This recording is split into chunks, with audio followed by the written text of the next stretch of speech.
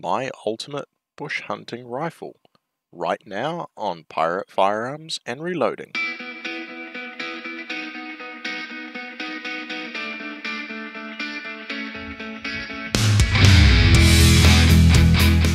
Hi everybody, welcome back to the channel. We're about to kick off hunting season here in New Zealand. Deer are coming into season about now, and most of us are looking to get out in the bush and go hunting. So today I wanted to talk about my bush hunting rifle. This is just some of the considerations and things that I find useful on this particular rifle in the type of environments that I hunt. So I'll give you a basic rundown first of all. So this is a Tikka T3x chambered in .308 Winchester. It started off as a super light variant, which features the fluted barrel. Originally, when I first bought this rifle, I started off with a completely different intention for it, and it's kind of morphed into this over years of bush hunting. So most of you will understand that they come factory with a 22-inch barrel. If you're in tight bush, like we find here in the North Island in New Zealand, 22 inches is a complete nightmare, especially if you want to put a suppressor on the end of it like I have. So as you can see, I'm running a really short suppressor. I'm not putting a suppressor on there to reduce a whole lot of sound. Basically what I want to do is just make it a bit more pleasant on myself to shoot. You don't always have the time to put air protection on when you're hunting, so having just a little bit of a suppressor makes a huge difference. So the barrel is cut to 16 inches or just over, and then this is an over barrel suppressor, so the blast chamber comes back further, and then there's actually two baffles here in the front, so it doesn't cut out a whole lot. It just reduces the recoil a little bit and cuts down a bit of that sound. So the really cool thing that I like about the Tikka T3x over the T1x is the ability to change out the grips. So I have the larger beaver tail forend attached on here, so it does actually screw in with a factory screw in the stock that's already there, and the sling stud here, which is obviously hidden by my sling today. That gives you a wider profile here and nicer grip, particularly as the rifle starts to get damp or you start to get tired. You notice this forend straight out of the box is very narrow. I haven't changed anything in terms of the magwell area. It still takes the factory Tikka mags. Some people love them, some people hate them. I find they feed really reliably, and it's 3 rounds. So for the type of bush hunting I'm doing, I'm not really worried about carrying a whole lot more rounds. This scope rail is stolen off a Tikka CTR.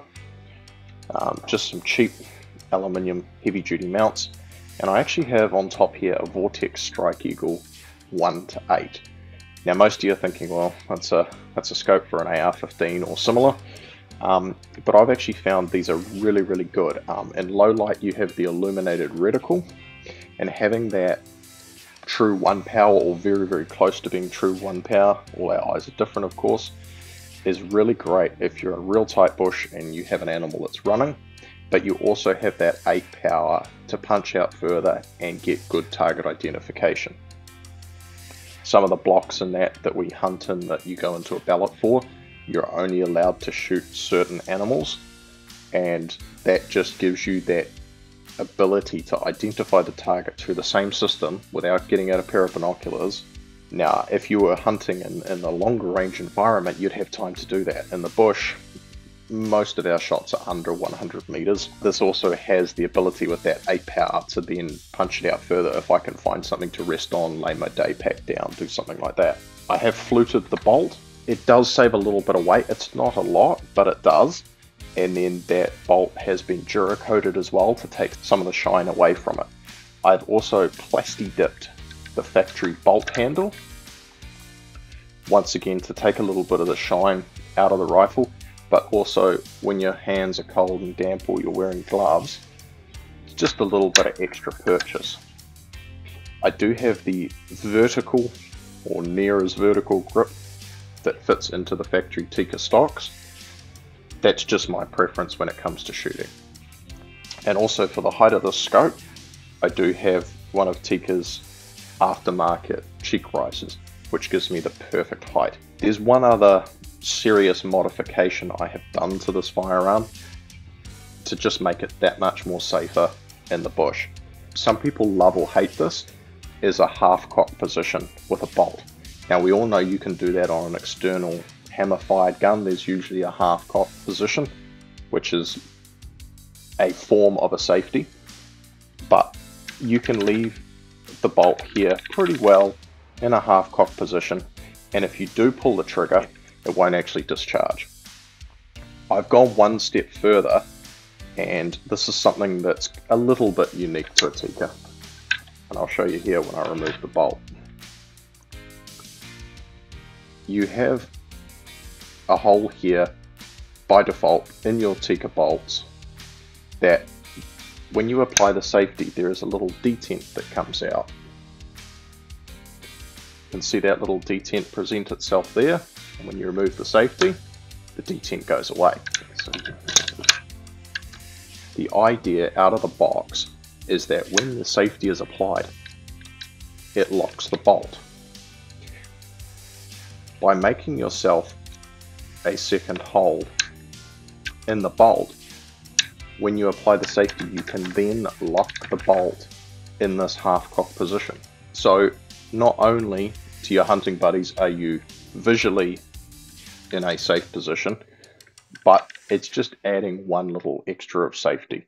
When you get in tight scrub in that, I've had many of my hunting companions knock that bolt open and lose a live round out in the bush.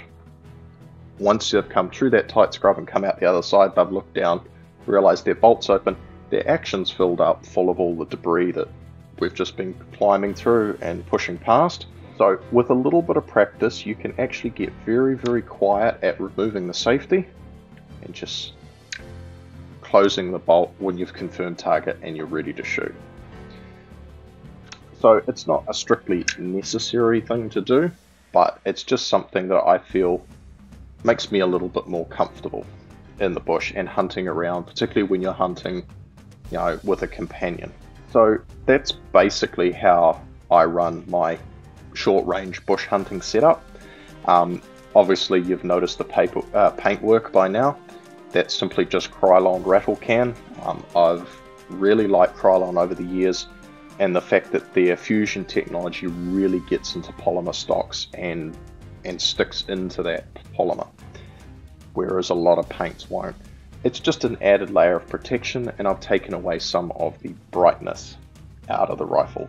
Most Tikkas come with a sort of matte stainless steel finish on them, and it doesn't reflect a lot of light, but it's just one extra little thing that might help me on my way. I've never proven it, I've never disproven it. There's two more little things I'd like to go over. I do keep the factory scope caps on there, particularly if you're going to be climbing and pushing your way through a lot of bush. That's really helpful to keep your objective and ocular lenses clear, and if it's raining too. If I'm hunting in a relatively dry open space, I just tend to pull those guys off and not worry about them. One other neat thing I came across, and my dad's actually had one for years, is this really nice rubber sling. The actual base design, there's nothing particularly fantastic about it. It's simply a sling, but it does have elasticity to it. So it grips your shoulder or the shoulder strap of your day pack or your jacket or whatever really, really well. And also, because it has a bit of elasticity in it, the perceived weight of the rifle is a lot less. Now this whole package only weighs about 6.5 pounds loaded with its 3 rounds, so it's not a super heavy rifle, but after a long day out in the bush, that sling does make a huge difference. There's also a bit of a technique with this sling here where you can actually kind of slip it over like a backpack if you were going to be climbing something. I know in a lot of other countries you hunt out of tree stands, so that might come in really handy.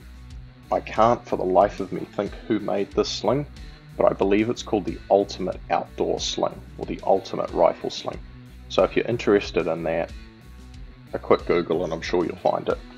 One other final little thing I do, working in the electrical industry, I have plenty of insulation tape. So I just tape up my sling studs and the swivels on them, just to remove any rattling. And the other thing I do is I put a little bit over the end of the suppressor. The last thing you want to do is get a bit of mud or dirt or debris in the suppressor or in the muzzle and then go to take a shot. It's not going to go very well. So all in all, that's my bush hunting setup. If you have any questions, hit me up in the comments below, or I'll catch you next time. Thanks for watching. Don't forget to like this video and subscribe so you don't miss out on anything. And if you found this video helpful, please share it with your friends. If you have any questions, hit me up in the comments below. Catch you next time.